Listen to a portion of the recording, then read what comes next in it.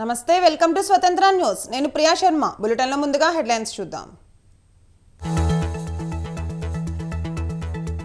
హస్తనాలో CM Jaganmohan Reddy ఇవాళ ప్రధానిని కలవనున్న ముఖ్యమంత్రి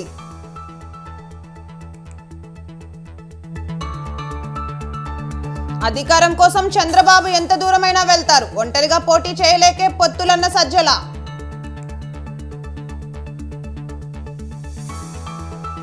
ఇసుక అమ్మకాలకు కొత్త పాలసీ అక్రమ రవాణాపై సీఎం రేవంత్ రెడ్డి ఆగ్రహం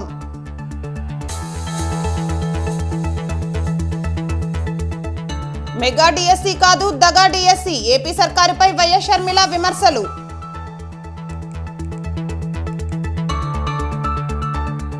నేడు ఢిల్లీలో బీజేపీ ఎన్నికల సమావేశం సమగ్ర ప్రణాళిక రూపొందించనున్న కాషాయ పార్టీ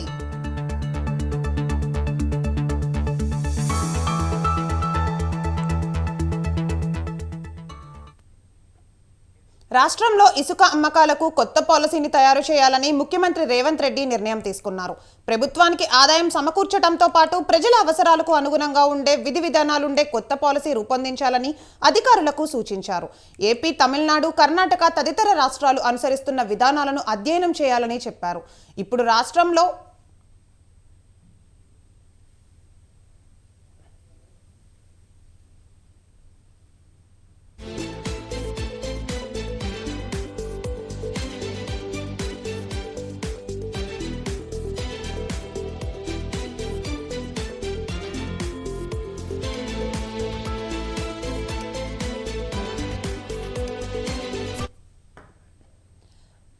రాష్ట్రంలో అమల్లో ఉన్న ఇసుక పాలసీ అవినీతి దందాగా మారిందని ముఖ్యమంత్రి అన్నారు.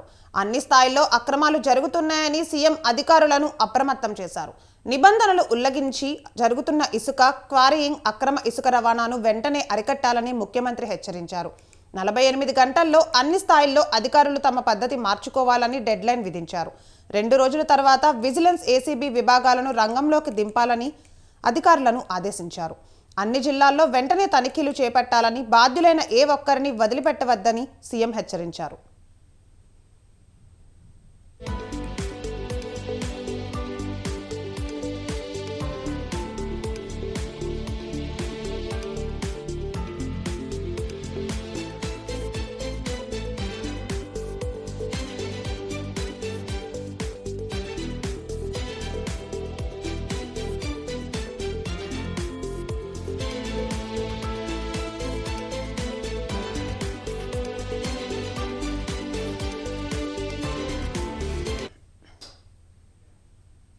బీఆర్ఎస్ అధినేత కేసీఆర్ పై సీఎం రేవంత్ రెడ్డి కీలక వ్యాఖ్యలు చేశారు. మేడిగడ్డ మీద చర్చను పక్కదారి పట్టించేందుకే కేసీఆర్ కేఆర్ఎంబీ అంశాన్ని తీసుకుంటున్నారని ఆరోపించారు. నాగార్జున సాగర్ మీదకి జగన్ తుపాకులు పంపినప్పుడు కేసీఆర్ ఏం చేశాడని ప్రశ్నించారు. బీఆర్ఎస్ నేతలు అధికారం కోల్పోయిన అసహనంతో మాట్లాడుతున్నారని రేవంత్ అన్నారు. గవర్నర్ ప్రసంగానికి హాజరు కాకపోవడాన్ని బట్టి కేసీఆర్ కమిట్మెంట్ను అర్థం చేసుకోవచ్చన్నారు.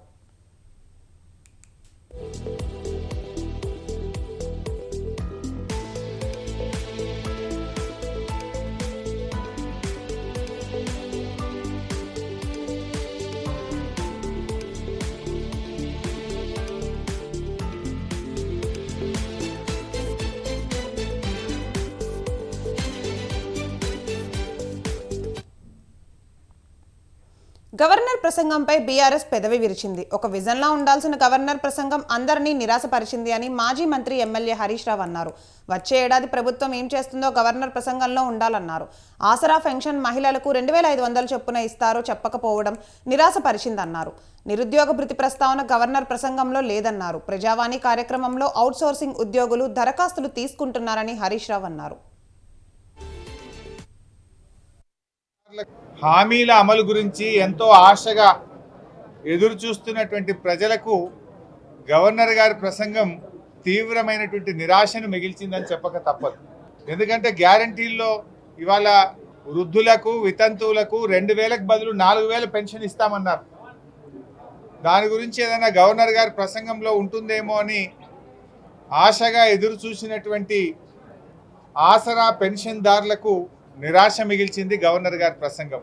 మహాలక్ష్మి కింద మహిళలకు 2500 రూపాయలు ఇస్తామని చెప్పి ఎన్నికల మేనిఫెస్టోలో చెప్పిన ఈ ప్రభుత్వం గవర్నర్ గారి ప్రసంగంలో మహిళలకు 2,500 రూపాయలు ఎప్పటి నుంచి ఇస్తారో చెప్పకపోవడం వల్ల మహిళలకు తీవ్రమైనటువంటి నిరాశ కలిగింది. వారి ప్రసంగంలో ఇవాళ ప్రజాభవన్గా ప్రగతి భవన్ను మార్చాం అని గొప్పగా చెప్పే ప్రయత్నం చేశారు. ప్రజావాణి కార్యక్రమాన్ని బాగా చేస్తున్నామన్నారు. ఇవాళ ప్రజావాణి తుస్సుమన్నది. హామీల అమలు గురించి ఎంతో ఆశగా ఎదురు చూస్తున్నటువంటి ప్రజలకు గవర్నర్ బీఆర్ఎస్ పార్టీకి తెలంగాణలో భవిష్యత్తు లేదని రాష్ట్ర బీజేపీ అధ్యక్షుడు కేంద్ర మంత్రి కిషన్ రెడ్డి అన్నారు. రానున్న పార్లమెంట్ ఎన్నికల్లో బీజేపీ సమగ్ర కార్యాచరణ కోసం పార్టీ పెద్దలను కలిసినట్టు ఆయన చెప్పారు. తెలంగాణలో పార్లమెంట్ ఎన్నికల ఫలితాలు బీజేపీకి అనుకూలంగా ఉంటాయని ఆశాభావం వ్యక్తం చేశారు. కాంగ్రెస్ బీఆర్ఎస్ ప్రజల దృష్టి మళ్లించేందుకు ప్రయత్నిస్తున్నాయని, బీజేపీని గెలవనివ్వకూడదనే ఉద్దేశంతో రెండు పార్టీలు కుమ్మక్కవుతున్నాయని కిషన్ రెడ్డి ఆరోపించారు. రెండు పార్టీలు డూప్ ఫైటింగ్ చేస్తున్నాయని విమర్శించారు. తెలంగాణలో కాంగ్రెస్ కు ఓటేసిన బీఆర్ఎస్ కు ఓటేసిన ఒక్కటే అన్నారు. గతంలో కేసీఆర్ కుటుంబము పెద్ద ఎత్తున తెలంగాణలో దోపిడీ చేస్తే కాంగ్రెస్ పార్టీ వచ్చినటువంటి 2 నెలల్లోపనే కేంద్ర కాంగ్రెస్ పార్టీ కోసము వసూళ్లు మొదలుపెట్టింది. రియల్ ఎస్టేట్ వ్యాపారస్తులను బెదిరిస్తా ఉన్నారు, కాంట్రాక్టర్లను బెదిరిస్తా ఉన్నారు, బిల్డర్స్ ను బెదిరిస్తా ఉన్నారు, వసూళ్లు మొదలు పెట్టారు. అనేక మంది కేంద్ర కాంగ్రెస్ పార్టీకి సూట్ కేసులు మోసేటువంటి ప్రయత్నాలు ప్రారంభించారు. కాబట్టి ఈరోజు తెలంగాణలో ఆ రోజు కేసీఆర్ కుటుంబము బీఆర్ఎస్ నాయకులు దోపిడీ చేస్తే ఈరోజు కాంగ్రెస్ పార్టీ నాయకులు దోపిడీ ప్రారంభించారు. మనం చూశాము గత శాసనసభ ఎన్నికల్లో కర్ణాటక ప్రజలను దోపిడీ చేసి అక్కడ ఉన్నటువంటి బిల్డర్స్ ను కాంట్రాక్టర్లను బ్లాక్ మెయిల్ చేసి తెలంగాణకు ఎన్నికలకు తీసుకురావడం జరిగింది డబ్బు. ఈ రోజు కర్ణాటక నుంచి దోపిడీ చేసినటువంటి డబ్బంతా కూడా తెలంగాణలో ఖర్చు పెడితే ఈరోజు తెలంగాణ నుంచి దోపిడీ చేసి దేశమంతా ఖర్చు పెట్టాలని కాంగ్రెస్ పార్టీ ప్రయత్నం చేస్తా ఉంది.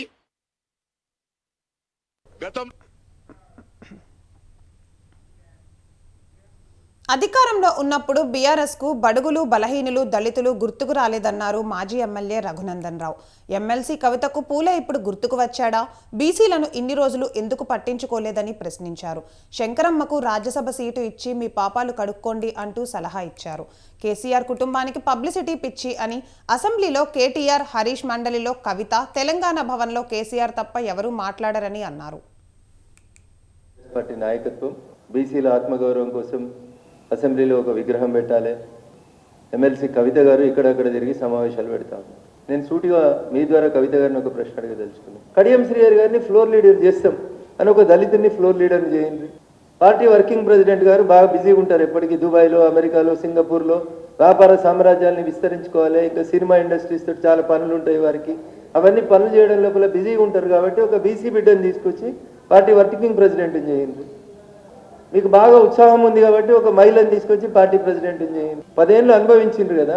బీసీలకు ఇచ్చేసినాం అది చేసినామని చెప్తారు. మొదటి క్యాబినెట్లో 2, రెండో క్యాబినెట్లో 3. ఇవన్నీ తప్పు జరిగింది మా వల్ల. మేము ఇప్పటికైనా బుద్ధి తెచ్చుకున్నాం. మా తప్పును మేము సరిదిద్దుకోవాలనుకుంటున్నాం. మొదటి క్యాబినెట్లో మహిళల్ని గౌరవించలేకపోయినాం. అమరవీరుల స్తూపం ఓపెనింగ్ రోజు శంకరమ్మ గారికి ఎమ్మెల్సీ ప్రకటించినవని తప్పుడు ప్రచారం చేసినాం. కాబట్టి తప్పయింది అని అందరూ, party president, floor leader, working president, బావా, బామ్మర్ది, చెల్లె అందరు పోయి తెలంగాణ అమరవీరుల స్తూపం, ఆంధ్రుల చేత కట్టించిన అమరవీరుల స్తూపం కాడికి పోయి తప్పైందని చెంపలేసుకొని మలి దశ ఉద్యమాన్ని మలుపు తిప్పినటువంటి శ్రీకాంతాచారి సోదరుడు వారి తల్లి శంకరమ్మకి మీరు త్వరలో కాంగ్రెస్లోకి 20 మంది బీఆర్ఎస్ ఎమ్మెల్యేలు వస్తారు అంటూ ఆ పార్టీ సీనియర్ నేత జగ్గారెడ్డి హాట్ కామెంట్స్ చేశారు. కేసీఆర్ పక్కన ఉన్నా కూడా ఆ 20 మంది ఎమ్మెల్యేలు వస్తారని చెప్పారు. ప్రజలకు బాగా సేవ చేయాలని, మంచి పేరు తెచ్చుకునేందుకే బీఆర్ఎస్ ఎమ్మెల్యేలు తమ వైపు అట్రాక్ట్ అవుతున్నారని కాన్ఫిడెంట్ గా చెబుతున్నానని వ్యాఖ్యానించారు. 20 మంది కాంగ్రెస్ అట్రాక్షన్ అయి వస్తారా రారో మీరే చూస్తారు. తప్పకుండా వస్తారు. అందులో 20 మంది తప్పకుండా వస్తారు. ఎందుకంటే వాళ్ళు హ్యాపీగా ప్రజల సేవ చేయాలి కాబట్టి. బీఆర్ఎస్ లో ఉన్న ఎమ్మెల్యేలు, మెజార్టీ ఎమ్మెల్యేలు ప్రజల సేవ చేయాలి, ప్రజల దగ్గర మంచి పేరు తెచ్చుకోవాలంటే కాంగ్రెస్లో స్వతంత్రానికి, ఇక్కడున్న స్వతంత్రానికి మన పనులు ప్రజలకు చేసి పెట్టవచ్చు అనే దాని మీద ఖచ్చితంగా వాళ్ళు వస్తారు. మాకు కాన్ఫిడెంట్ మాకు ఉంది.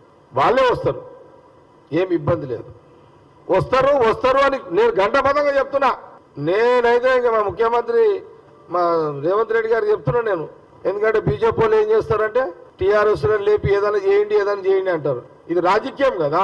బీజేపీకి బలం లేదు తెలంగాణలో. కాబట్టి మేము రాజకీయ పార్టీది. మా మీద యుద్ధం చేసే లోపల మేమే దాడి చేసేస్తాం వాడు. అట్లా ఇది పాలిటిక్స్. ఏ రాజకీయంలో అయినా ఇవన్నీ మామూలు. ఇదంతా ఆడు 20 మంది కాంగ్రెస్ టీఎస్పీఎస్సీ చైర్మన్ మహేందర్ రెడ్డిని తప్పించాలని బీఆర్ఎస్ ఎమ్మెల్సీ కవిత మాట్లాడడం దయ్యాలు వేదాలు వల్లించినట్లు ఉంది అని మంత్రి కొండా సురేఖ అన్నారు. బీఆర్ఎస్ హయాంలో వాళ్ళు ఏం చేశారని ప్రశ్నించారు. 10 ఏళ్లు పాలన చేసిన వాళ్ళు 2 నెలల పాలనపై విమర్శలు చేయడం సిగ్గుచేటన్నారు. మహేందర్ రెడ్డి అవినీతి అధికారం అయితే మీరు డీజీపీగా ఎందుకు పెట్టారు అని ప్రశ్నించారు. సీఎం రేవంత్ రెడ్డిలో స్వచ్ఛ రక్తం ప్రవహిస్తోంది అని టీఆర్ఎస్ ఎమ్మెల్సీ కల్వకుంట్ల కవిత గారు మాట్లాడడం జరిగింది. నిజంగా అసలు ఆమె ఎందుకు ప్రెస్ మీట్లు పెడుతుందో, ఎందుకు మాట్లాడుతుందో నాకైతే అర్థం కావట్లేదు. ఆమె మాట్లాడిన ప్రతి మాట కూడా దయ్యాలు వేదాలు వల్లించినట్టుగా ఉన్నాయి. 9.5 సంవత్సరాల వాళ్ళ కాలంలో తెలంగాణ కొట్లాడి తెచ్చుకున్న తెలంగాణ వాళ్ళ చేతిలో పెడితే తెలంగాణకు న్యాయం చేయలేదు, తెలంగాణ యువతకు న్యాయం చేయలేదు, ఎక్కడ అభివృద్ధి లేదు. నీళ్లు కానీ నిధులు కానీ నియామకాల విషయంలో పూర్తిగా నిర్లక్ష్యం చేసి యువత భవిష్యత్తును ప్రశ్నార్థకంగా చేసి తెలంగాణ అభివృద్ధిని మరి ఎక్కడ వేసిన గొంగలి అక్కడే ఉన్నట్లుగా చేసి ఒక 2 నెలలు కూడా మా ప్రభుత్వం వచ్చి కాకముందే ఈరోజు ప్రభుత్వంపై 10 సంవత్సరాలు పరిపాలించిన వాళ్ళు తెలంగాణ అసెంబ్లీ ఆవరణలో మాజీ మంత్రి కేటీఆర్, కాంగ్రెస్ ఎమ్మెల్యే కోమటిరెడ్డి రాజగోపాల్ రెడ్డి మధ్య ఆసక్తికర చర్చ జరిగింది. రాజగోపాల్ రెడ్డిని చూసిన కేటీఆర్ మీకు మంత్రి పదవి ఎప్పుడు వస్తుంది అని ప్రశ్నించారు. మీలానే మాకు ఫ్యామిలీ ఎఫెక్ట్ పడుతుందని రాజగోపాల్ రెడ్డి బదులిచ్చారు. ఫ్యామిలీ పాలన కాదు, మంచిగా పనిచేస్తే కీర్తి ప్రతిష్టలు వస్తాయని కేటీఆర్ అన్నారు. ఎంపీగా మీ కూతురు కీర్తి పోటీ చేస్తుందా, సంకీర్తి పోటీ చేస్తున్నారా అని సరదాగా కేటీఆర్ అడిగారు. దయచేసి తనను కాంట్రవర్సీలోకి లాగవద్దంటూ రాజగోపాల్ రెడ్డి అక్కడి నుండి వెళ్లిపోయారు.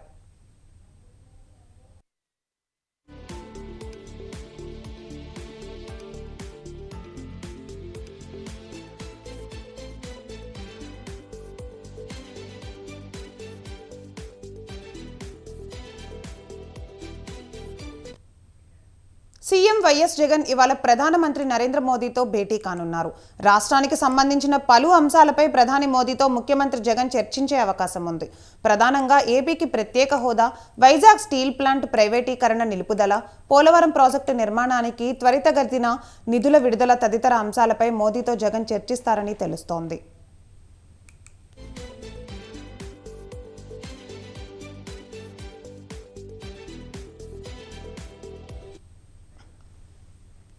మరోవైపు వీటితో పాటు 2014 జూన్ నుంచి 2017 జూన్ వరకు తెలంగాణ రాష్ట్రానికి సరఫరా చేసిన విద్యుత్కు సంబంధించి బకాయిల క్లియరెన్స్ కూడా సీఎం జగన్ కోరే అవకాశం ఉంది.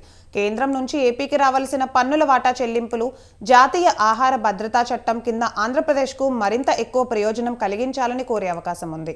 కొత్త జిల్లాల్లో ఏర్పాటవుతున్న మెడికల్ కాలేజీలకు కేంద్రం వాటాగా మరింత సాయం అందించాలని, విభజన సమయంలో ఏపీకి ఇచ్చిన హామీలు అమలు చేయాలని ఈ సందర్భంగా సీఎం జగన్ కోరనున్నట్లు తెలుస్తోంది.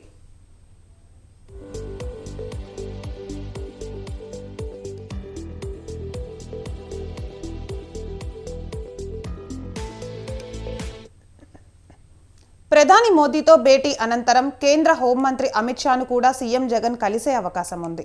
ఏపీలో ఎన్నికలు దగ్గర పడడం, టీడీపీ అధినేత చంద్రబాబు బీజేపీ పెద్దలను కలిసి వచ్చిన తర్వాత సీఎం జగన్ అమిత్ షాతో భేటీ అవుతుండడం ఆసక్తి రేపుతోంది.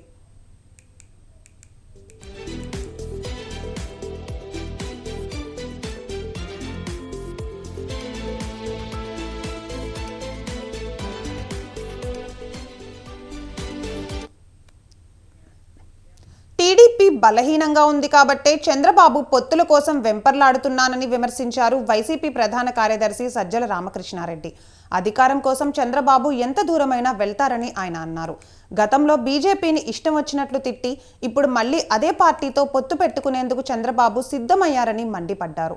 చంద్రబాబు అద్దె మైకులా షర్మిల మాట్లాడుతున్నారని, ఆయన రాసిచ్చిన స్క్రిప్ట్నే షర్మిల చదువుతున్నారని ఆరోపించారు. పెండింగ్ నిధులపై చర్చించేందుకే సీఎం జగన్ ఢిల్లీ పర్యటనకు వెళ్లారని సజ్జల క్లారిటీ ఇచ్చారు. దానికి అంతకుముందు ఆయన పొత్తుల కోసం ఏ టు జెడ్ అన్ని పార్టీలు ఏదర్ నైతికంగా స్ట్రైట్గా కానీ ఇండైరెక్ట్గా కానీ పరోక్షంగా కానీ పవన్ కళ్యాణ్ గారితో మొదలుపెట్టి చేసుకుంటున్న వ్యవహారం ఇప్పుడు బీజేపీతో కూడా పోయి ఏదో ఒక రకంగా వాళ్ళతో పొత్తు పెట్టుకోవాలని చూసుకోవడంలో ఆయన బలహీనత బయటపడుతుంది. అది బలం అనుకుంటే ఏం హెల్ప్ చేయలేదు. బలం అంటే నిజంగా పొత్తుల కోసం తను వెంటబడాల్సిన అవసరం లేదు.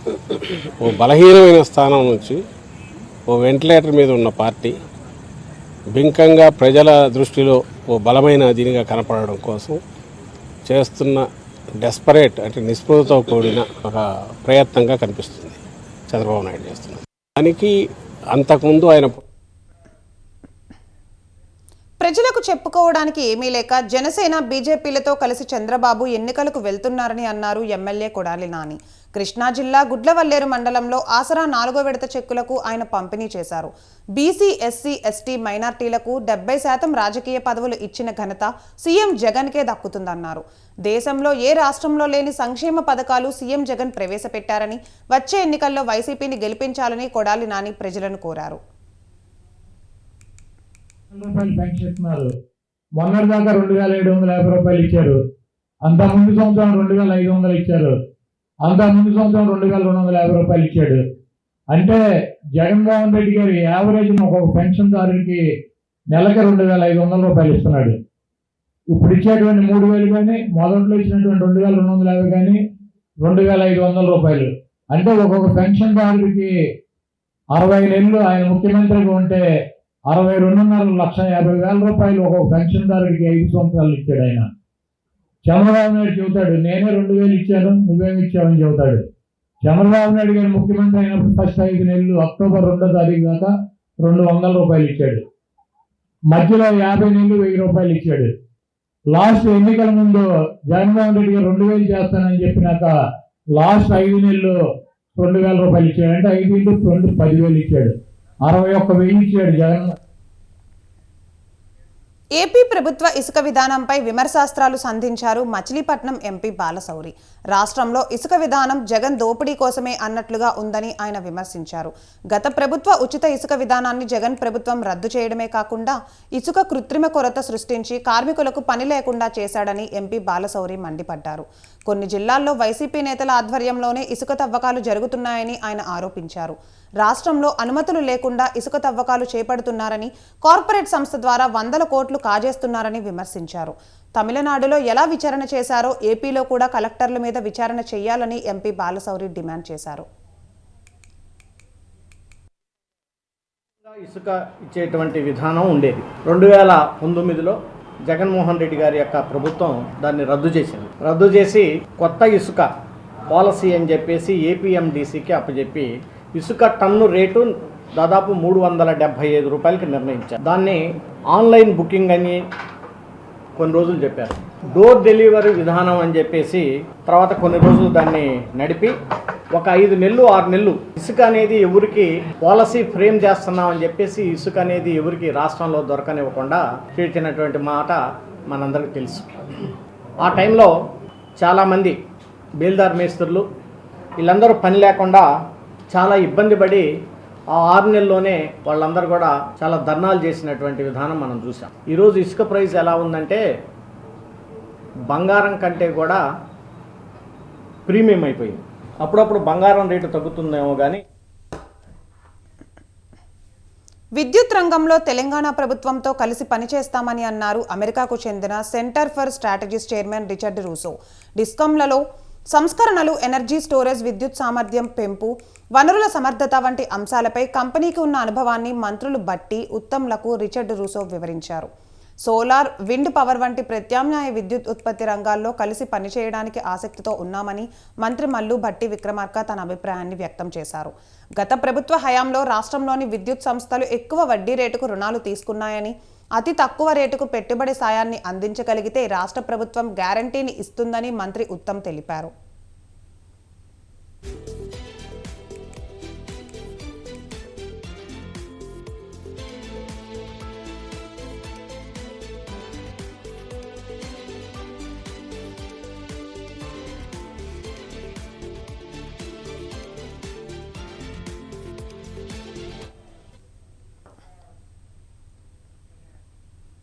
2024 లోక్సభ ఎన్నికల నేపథ్యంలో India today mood of the nation పేరుతో నిర్వహించిన ఒపీనియన్ పోల్స్లో ఆంధ్రప్రదేశ్లో నారా చంద్రబాబు నాయుడు ఆధ్వర్యంలోని టీడీపీ మొత్తం 25 లోక్సభ స్థానాల్లో 17 స్థానాలను గెలుచుకుంటుందని తెలిపింది. జగన్మోహన్ రెడ్డి వైఎస్ఆర్సీపీ 8 స్థానాలకు పరిమితమవుతుందని పేర్కొంది.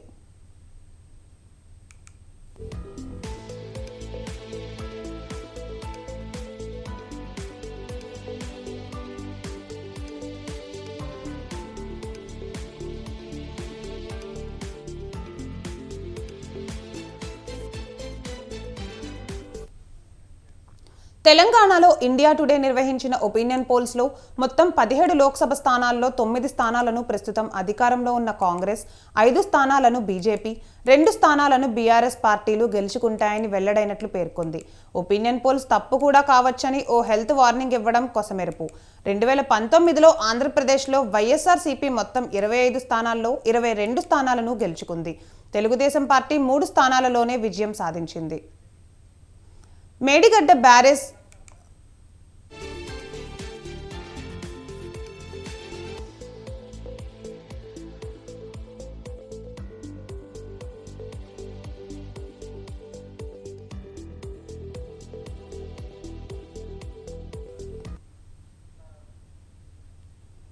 మేడిగడ్డ బ్యారేజ్ కుంగుబాటుపై దర్యాప్తు జరిపిన విజిలెన్స్ అండ్ ఎన్ఫోర్స్మెంట్ విభాగం లోపాలను ఎత్తి చూపింది.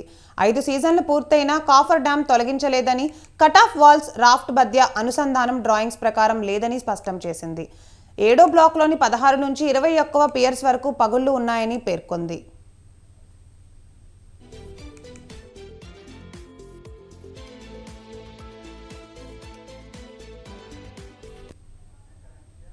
త్రీడీ నమూనాకు అనుగుణంగా అప్ స్ట్రీమ్, డౌన్ స్ట్రీమ్ భారాన్ని సరిచేయలేదని తెలిపింది. ఆనకట్టకు ఎలాంటి మెయింటెనెన్స్ చేపట్టలేదన్న విజిలెన్స్ దెబ్బతిన్న ప్రాంతాల్లో మరమ్మతుల కోసం 4 సార్లు నోటీసులు ఇచ్చినట్లు పేర్కొంది. 2020 మే 21, ఫిబ్రవరి, 2022 ఏప్రిల్, 2023 ఏప్రిల్లో నోటీసులు ఇచ్చి మరమ్మతులు చేయాలని కోరినా నీటిపారుదల శాఖ ఏజెన్సీ దెబ్బతిన్న భాగానికి ఎలాంటి మరమ్మతులు చేయలేదని స్పష్టం చేసింది.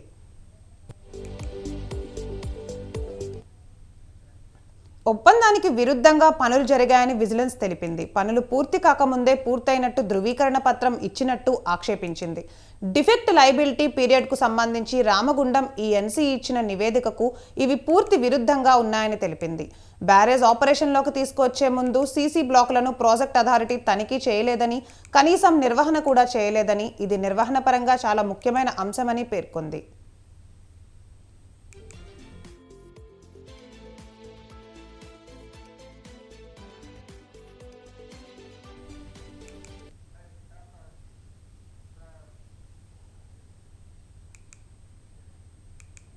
పారిశ్రామిక దిగ్గజం రతన్ టాటా తన పెట్ ప్రాజెక్ట్ను సాకారం చేశారు. 86 ఏళ్ల రతన్ టాటా జంతు ప్రేమికులు. గాయపడిన తన కుక్కకు అధునాతన వైద్యం కల్పించాలన్న తపనతో ఈ ప్రాజెక్టుకు శ్రీకారం చుట్టారు. పెంపుడు జంతువులకు ఆధునిక సౌకర్యాలతో హాస్పిటల్ నిర్మించాలన్న తన చిరకాల కోరిక సాకారమయ్యేటట్లు చూశారు. ముంబై మహాలక్ష్మిలోని Tata trust small animal hospital మార్చి నెలలో హాస్పిటల్ ప్రారంభం కానుంది.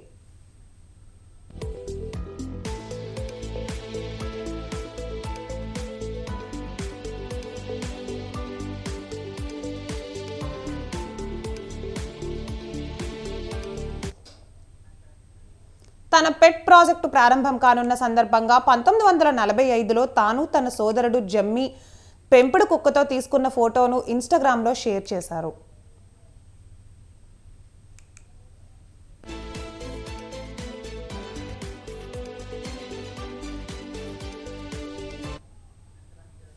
₹165 కోట్ల ఖర్చుతో 2.2 ఎకరాల విస్తీర్ణంలో నిర్మించిన ఈ హాస్పిటల్లో పెంపుడు జంతువులు, కుక్కలు, పిల్లులు, కుందేళ్లు, ఇతర చిన్న జంతువులకు ఆధునిక చికిత్స లభిస్తుంది.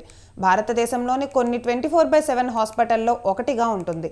జంతువుల మల్టీ స్పెషాలిటీ హాస్పిటల్లో 4 ఆపరేషన్ థియేటర్లతో పాటు సర్జరీ యూనిట్ ఉంటుంది. ఆర్థోపెడిక్ సర్జరీ విభాగం, MRI, ICU, UGC, 2D echo వంటి సేవలు లభిస్తాయి.